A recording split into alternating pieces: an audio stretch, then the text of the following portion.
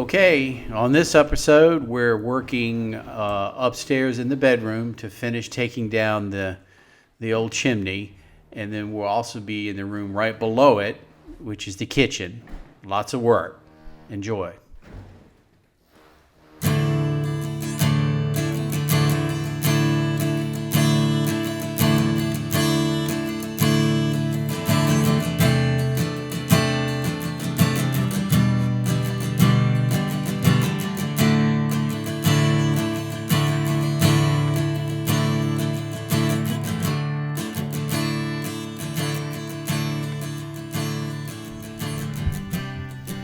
Just continuing to take this guy down. It's been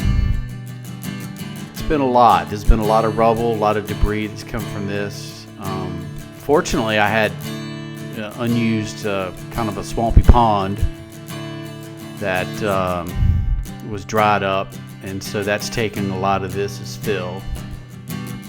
I'm going to finish up here, and then going to jump downstairs into the kitchen. The cuisine, we'll be finishing that today, doing a little bit of work on that. Got my buddy Jim helping out. He's been awesome. So here we go, back downstairs. Okay, the kitchen renovation continues. Basically taking out the old Inglenook style kitchen. The sink is gone. Now we've cut the hole for both the electricity and the plumbing for the island, which is going to be centered here in the kitchen. So it's hard work, but I'm getting it done. I spent all day. No, I'm kidding. Thanks to Mr. Jim. Bonjour. Work in the master bedroom, or master suite, I should say, continues. The fireplace or the chimney is now completely down.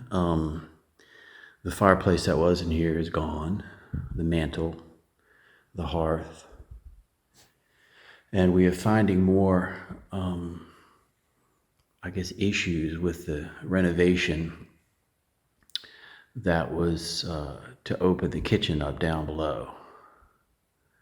We'll go down there in a second and look, but this is floating concrete now and not 100% safe, but now we'll go back and put some floor joists in, and we'll punch through here, which is pretty thin.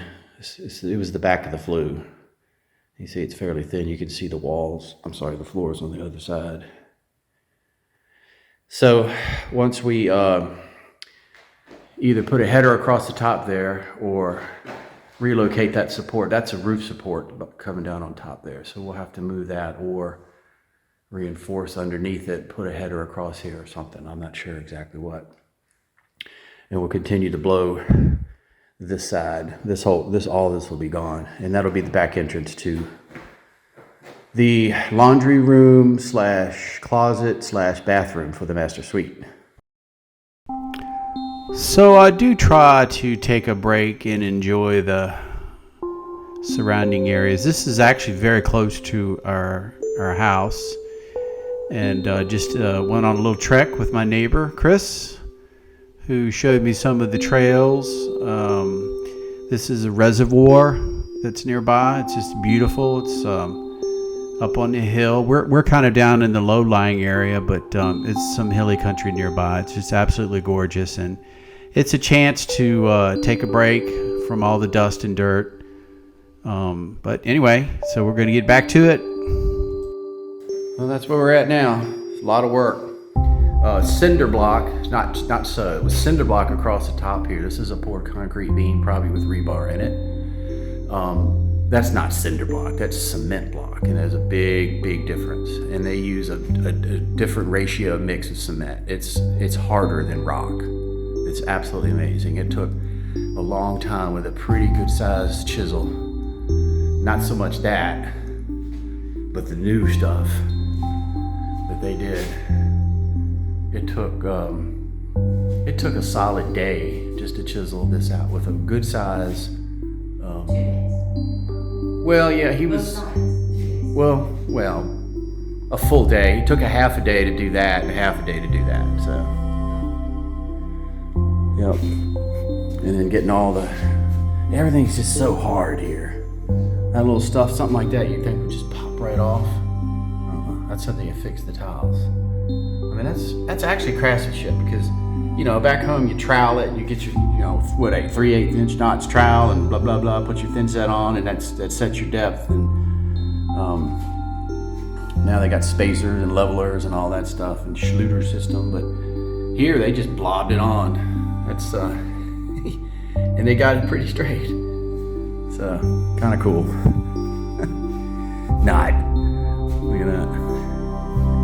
Let's put some tile on. I mean, half a bag of concrete to put tile. They floated them, man. They had to float them out to make it level. Anyway, we set the coin. You know, that's a Mason's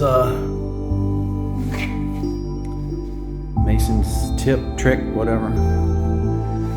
So next week, the rest of this is coming down.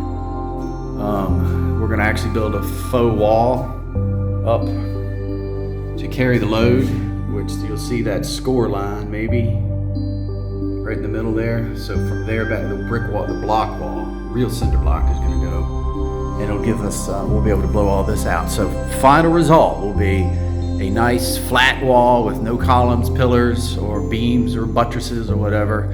It'll line up with this door over here. Not this door, this wall. You see this? Maybe you can't, but this wall here juts out a little bit further. It's a real thick, actual thickness of the, as you can see. All right, one more thing. I promised to show the bread oven back outside. You had a bread oven. Yeah, that's why that bread paddle was out in the barn. I've had two masons actually tell me, identify it. It's just a mess out here. Yeah, we'll come out and show you. This is the rubble. The big stones over there I dug up. They were in the yard. Very cool. I'll use those somewhere in a landscape feature. But all this here was the rest of the chimney. We'd already taken it down to the attic. But as you can see, this is a pretty good sized pile. Right there was the bread. But that is, you know, I was curious why it was an arch. The shape that it was. I thought it was just a failure in the wall. But according to two masons now that have done a lot of work around here, that was a bread oven. Wow. And we have the bread paddle out there. It's that back? I want that. So apparently it overhung, meaning it came out. It came out somehow. I don't know if there's a, you can see there's a lintel across the bottom. So I don't know if they cut that. I don't know what they mean by it came out, but apparently, because it had a, you know, it did somehow kind of overhang outside of the building. It wasn't. I've never seen one like that. That's pretty cool. Yeah.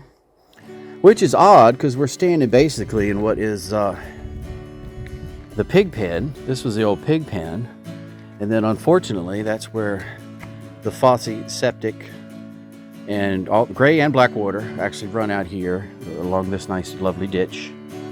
And it's their moat, and it through and on that pipe, and then it runs out literally through a series of ditches and then into the creek. And that is the way it was. So I was just curious about the flavor of the pizza or the bread. Considered it was hanging right over the moat. That's like, really? Maybe just made it all smell better. Oh, yeah. Oh, the bread. Oh, yeah. So, yeah. But, yeah, we found a paddle, a bread paddle. Yeah, I remember. And we'll have to get that, I'll get it cleaned up. And, So is this the chimney in the back kitchen? yeah, that's right dead center of the chimney. So, yeah. Maybe we'll put it back in. Yeah. I mean, you could see, it might even been bigger. Oh, no, I don't know that. But you can see, I guess that little rock maybe was there. Or maybe they had something else. I guess arch. They had something arched in there, which is supporting, you know, arches work. I With the bet keystone. bread on the inside. They didn't cook it out here. No, it was on the inside. Yeah. Yeah. Okay. But it's just this just butted out to get there was an oven, and maybe there was a secondary fire out here. I don't know. I don't know how that works. Or maybe it was enough fire. I don't know. And I don't know. I can't imagine how much it overhung. I mean, what supported it? You know, maybe it just overhung a few inches, so just a little spot in the back. But the stone, he saw it from the inside. Jim did. He said there's a stone on the inside built into the back of the thing. So that's for the pizza oven. Yeah. I'm sorry. I keep saying pizza oven. It wasn't pizza. Bread oven. Anywho. Yeah, kind of cool. Yep. All right. On that note, we'll say goodbye. Say bye, Blue. Let's go. Oh, crazy bag of balloons.